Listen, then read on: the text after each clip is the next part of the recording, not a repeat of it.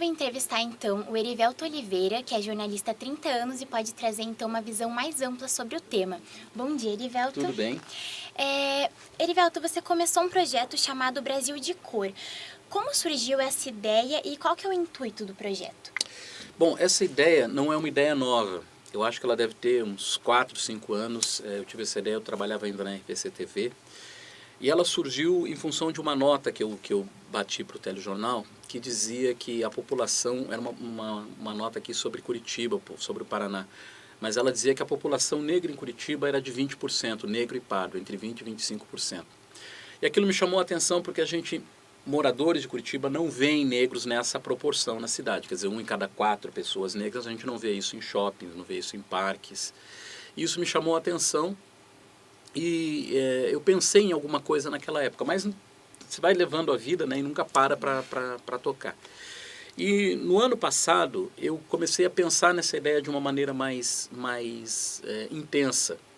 E eu tenho dito, a definição que eu dou para o canal Brasil de Cor, vocês estão vendo um vídeo ali de trás que eu fiz para o canal, é um canal de oportunidade e visibilidade para o negro brasileiro. Aí eu já peguei o Brasil, né? Porque enquanto no Paraná é 25%, no Brasil é mais de 50% da população negra ou parda.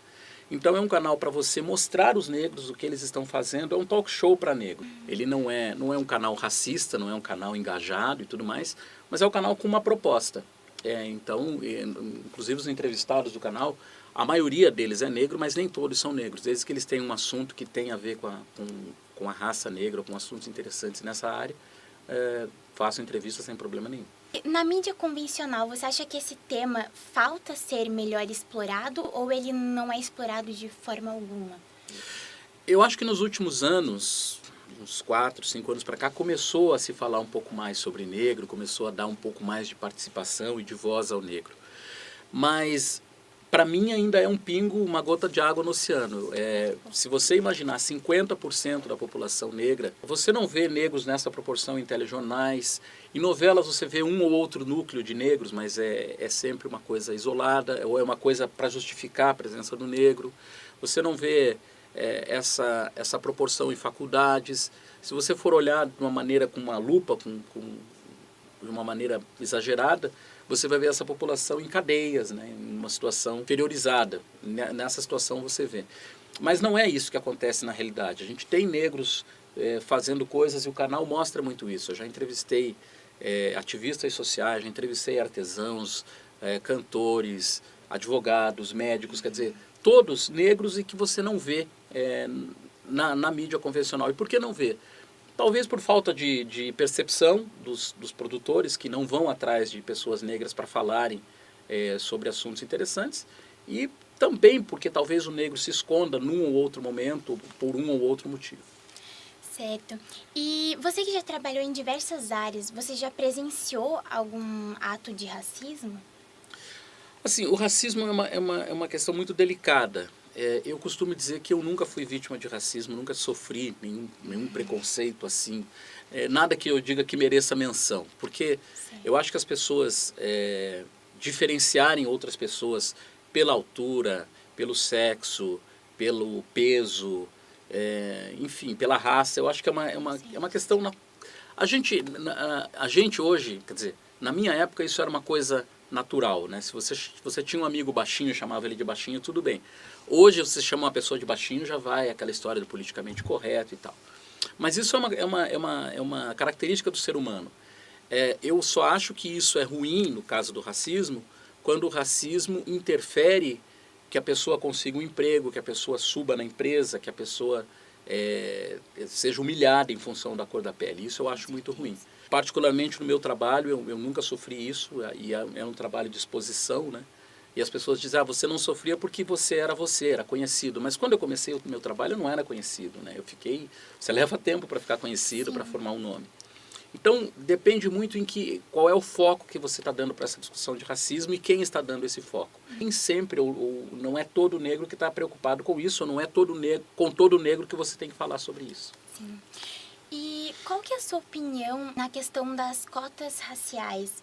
E você, apesar de você já ter comentado que as pessoas não têm a mesma oportunidade, O que você acha que pode ser feito para mudar isso na nossa sociedade? Que eu acho que é básica, é uma questão de educação mesmo. O país tem que se educar, as pessoas têm que... Na verdade, a gente está muitos anos atrás, né, em questão de educação. Se você tem educação das pessoas, as pessoas não vão ficar preocupadas com cor de pele, com tamanho, com altura. Eu acho que educação é fundamental.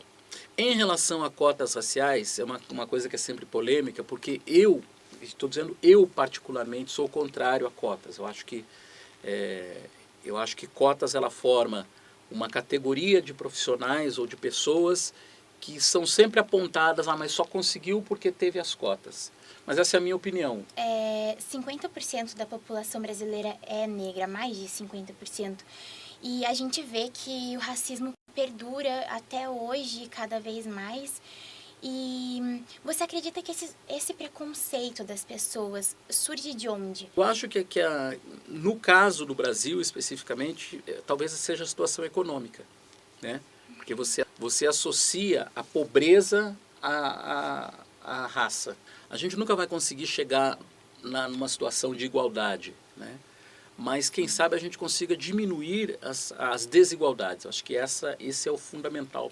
Qual a entrevista que mais te marcou por enquanto, desde o início? Eu sou que nem pai nessa história. Não dá para você dizer qual é a entrevista, porque todas as entrevistas são filhos. Acho que todas as entrevistas, cada entrevista tem um ponto diferente e que as pessoas podem gostar de uma ou de outra. Eu particularmente gosto de todas. Sim.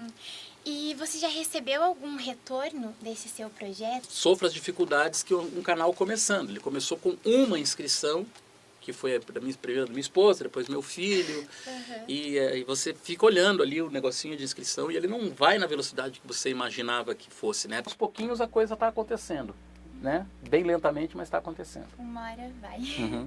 Então, muito obrigada pela entrevista, Erivelto. Obrigada por essa oportunidade. E espero que seu projeto cresça e que você possa abrir os olhos das pessoas com esse projeto que tem muito ainda para crescer. Ok, obrigado.